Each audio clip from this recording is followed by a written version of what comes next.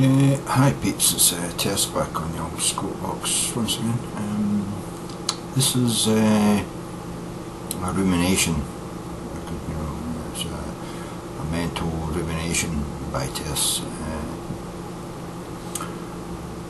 I was watching a programme the other day and they were talking about the domestication of the pig. They say that the earliest domestications of the pig probably happened in the Far East and the Mid East at the same time. There was two, they believe, by genetic, because that's the thing as well. It was something I seen in a YouTube video about the domestication, or they've just like the genome project, they plotted the whole genome of mankind. This was there's somewhere, I think it was a Germany or something like that, I'm not really sure now. They've just plotted the genome of the pig, right? And before they had plotted the whole genome of the pig, they had assessed that there had been two real domestications of the pig, from wild boar to domesticated pigs, and both of them had happened in the Far East. One was the Far East, and one was the Far Middle East. So that's the pig had actually been domesticated in two different places at roughly over the same period of time, and therefore the domesticated pigs had two progenitors,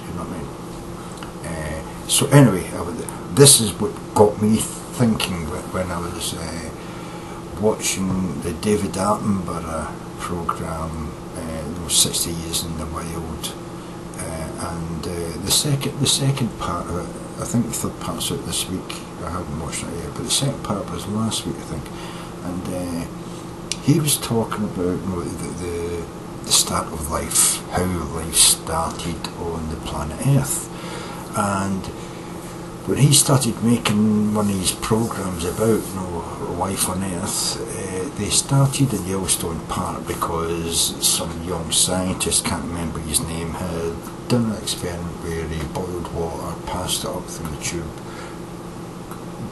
passed the steam down through another tube, globe, filled with different gases, and had electrodes zapping electricity through it continuously, and that would actually come back down and allow them into the boiling water again, where it would get boiled. And after a week or two, it showed the very first signs, amino acids, of the building blocks of life, and then he proved that life could have spontaneously evolved from the natural processes on the Earth. That is, boiling volcanic muds and water, electric strikes from the Earth, from the sky, from other volcanic eruptions, causing friction, electricity in the sky, zaps, so he proved that, if in a cycle like that, on an ancient Earth, at least amino acids could have been produced just from the physical attributes that you would find on a young Earth, but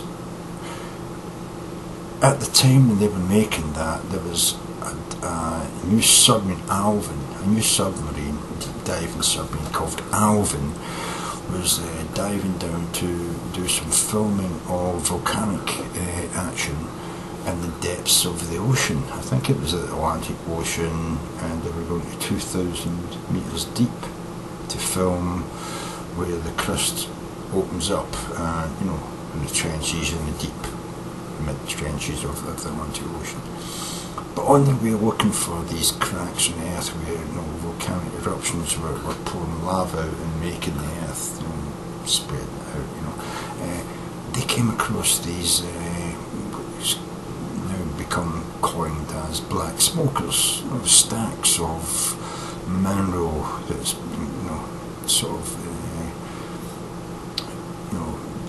out of hugely superheated minerals, being ejected from the earth, that cool and form stacks of cooled minerals, crystals, minerals, metal, stone and stuff, black smokers, but around these black smokers there were a huge variety of life forms, tube worms, crabs, shrimp, fish, it's stuff that you wouldn't expect to be living down there. It's pitch black. There's no sunlight. There's no vegetation for them to live off of. Apparently they were all living off of the minerals that were condensing out of the superheated water that was bringing these minerals out into the ocean, hitting cold water, condensing. The minerals fell. Some of the life forms there had bonded symbiotically with bacteria that would feed on the minerals, therefore producing, sustenance for other animals to eat, and therefore live, But what they found is that each smoker was slightly different. The animals living at each smoker were completely individual from others. It wasn't like, the crabs from one smoker is, an ancestor or a cousin of the crab from another. They were completely different species, So I got this idea, in my head as well. The separate, pigs that had been domesticated, separate domestication of pigs, and the separate life forms on the smokers, and then the idea that we do find bacteria and algae and stuff living on the surface. Not just in the black smoker, but on the surface. In volcanic activity on the surface. Living in sunlight. Not living on minerals dissolved in water, living in sunlight and turning sunlight and then we have this idea of life that you have meat-eating life, life which lives on other animals, and you have this bacterial life which can turn minerals and stuff into energy, and then you have life like the life in the pond in Yellowstone, superheated water, but on the surface where the sunlight falls on the algae and stuff, and they turn sunlight into energy, and they have plant life, and then we go from what was the very first life on Earth? Was it plant life? Was it animal life? Well, I think we both had animal and plant life evolving at roughly the same time. I think we had the animal life evolving in the very deeps next to the smokers, and I think we had plant life evolving on the surface where we had enough sunlight for them. And I think that was, I don't think we had one, even like I say, the two pigs, the two separate domestication of pigs by human beings. I think we had the evolution of life not happening in any one place, but happening in perhaps thousands of places around the globe at the one time. Maybe hundreds of thousands of places, because it was much more volcanically active at the time, both in the deep sea and on the surface. So I believe that the reason we've had 90%, 99% of all life that's ever existed on the planet is extinct today. I think the reason for that is that we had so many much more points of evolution abiogenesis happening, and then eventually the dying out of these species, and then the evolution. Once life had evolved, evolution obviously started to take place. But I think that perhaps hundreds of thousands of separate abiogenesis happening at the one time.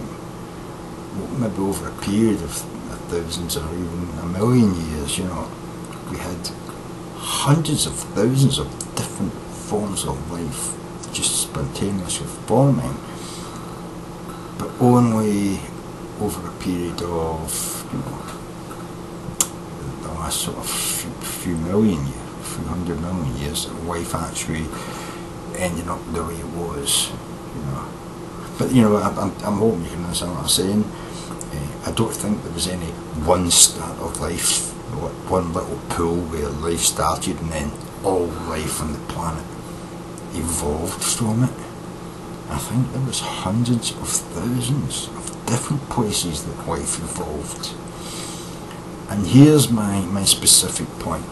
If that's true, that life on Earth evolved in hundreds of thousands of different places, and yet maybe 0.1% of any of the life that evolved in any of those places still has ancestors alive today, what it would mean is if we go out into the universe and we find another planet where life started, I think it will look pretty much like any life that we will see on our planet. I think there will be ape-like creatures, reptile-like creatures, and fish-like creatures, and amphibious-like creatures, plants. I think any planet that we actually find life on, I think will be pretty recognisable. I mean, we keep thinking, any kind of race could form out there, but I don't think that's right. I think when we look at the hundreds of thousands of different abiogenesis starts that we had on this planet, all evolving through the same sort of changes, pressure, light, heat, cold, sunlight, gravity, all that, and yet all basically having very similar ways of solving the problems of having to find food, move about, detect food, detect danger, protect yourself from danger, all that sort of thing, protect yourself from elements. I think we're going to find that no matter what planet we actually discover that's got life on it, I think most of that life is going to be very, very recognisable. I don't see us being able to find really strange, weird creatures who are invisible or float in the air, like big sacks of. I just don't see that sort of thing. It wouldn't make sense if we never find it here on our planet, or any recognisable signs of it ever existing here. We'll never see it on another planet. But as I say, we might find planets that are at a different stage from what we are. They might be in a more distant stage, so more crustaceans, more bugs, more flying insects, more fruit and flowers, not very big animals. We might find a planet where that they are. There are dinosaurs, lizards, huge animals, huge birds. We might even find a time when all the big animals are dead and it's all just tiny little rat-like creatures, and birds the size of the height of our waist, you know what I mean? And feed on them and so until So I'm just thinking what we could see in our past might be what we would find in our planets, and eventually it's possible we might find a planet where there is kind of, an intelligent monkey, ape type creature somewhere else, or even if the dinosaurs had been wiped out, what would have happened? Would they have continued to be huge, gigantic creatures, or would some of them have evolved into simian, two-legged, bipedal, similar to us, but just covered in reptilian skin. There's all that, you know. So, but I think no matter where we go in the universe, I don't think we'll find any kind of life form that's so weird to us we could never have some sort of representation back on Earth that we can reference it to. I really don't.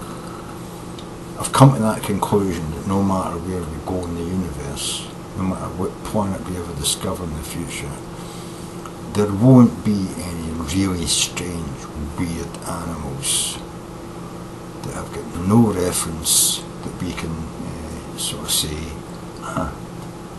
if only this had happened back on Earth, they might have been the dominant species here, you know. Now, I might be crazy to say that, but I'm looking from the point of view of I do believe that the world is consistent, and as I say, abiogenesis, if it did appear on Earth, life appeared on Earth through abiogenesis, if it did happen that way, and happened in hundreds of thousands of different black holes and hundreds of thousands of Yellowstone Park type sort of geyser places, and we all are descended from it would prove that as we are all descended from the same gene pool, genetically we're all the same, you know what I mean? And if you look back, you can see the changes, you know, the tree, it narrows as you go down, but you know, everything all sort of came from thousands of different places but looked the same as the others. I mean, even you look at these black hole, black fumaroles in the bottom of the ocean, some of them are separated by thousands of miles, and yet the crabs, the shrimps, the tube worms, although different, of a different species, the sort of like, one didn't swim from over there to here and the plant itself. This fumarole started, and these animals have grown here since that fumarole started, you know.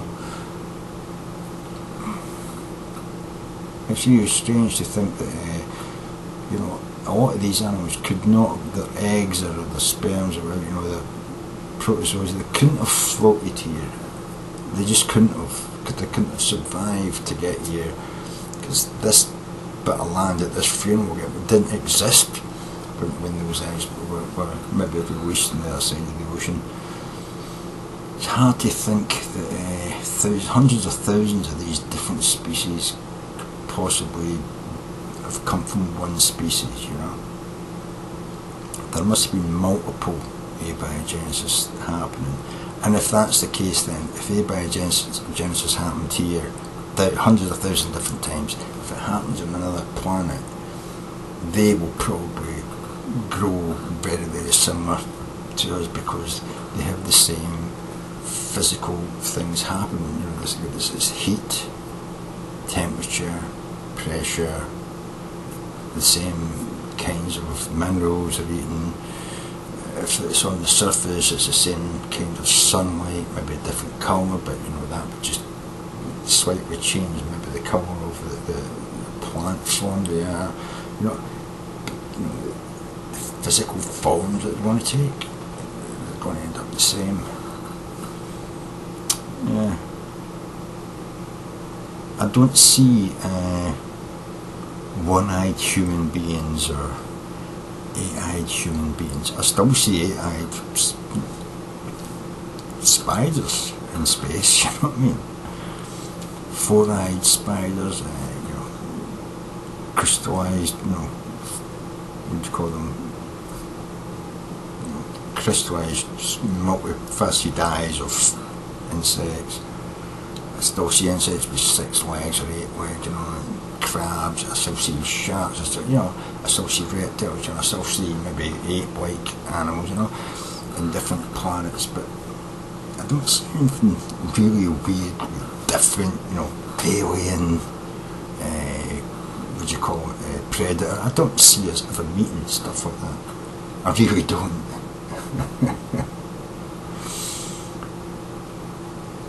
slightly possible, but I suppose it would depend on the what do you call it, the amount of extinctions they had. I mean, it's possible that some wizard life form on a different planet would grow into something like predator. Some crab would grow into the alien kind of thing, but then they wouldn't. I don't see them as being humanoid on two legs. They would still be on 8 legs. I don't see that.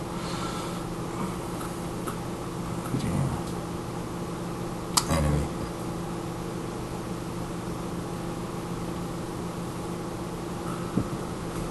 maybe too narrow-minded to look at evolution, but I don't believe that anything we'll find anywhere in the universe is going to be too different from anything we can see or find in the history of life on Earth. You know, all the things that have evolved already or will evolve on Earth, I think we'll see it in planets when we get there, right there. And I believe we will get there. I hope we get there.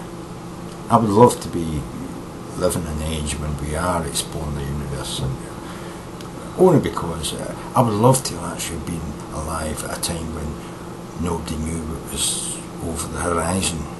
I'd love to have been a sailor, to sail the seas when there was lands to discover and nobody would be. That would be great.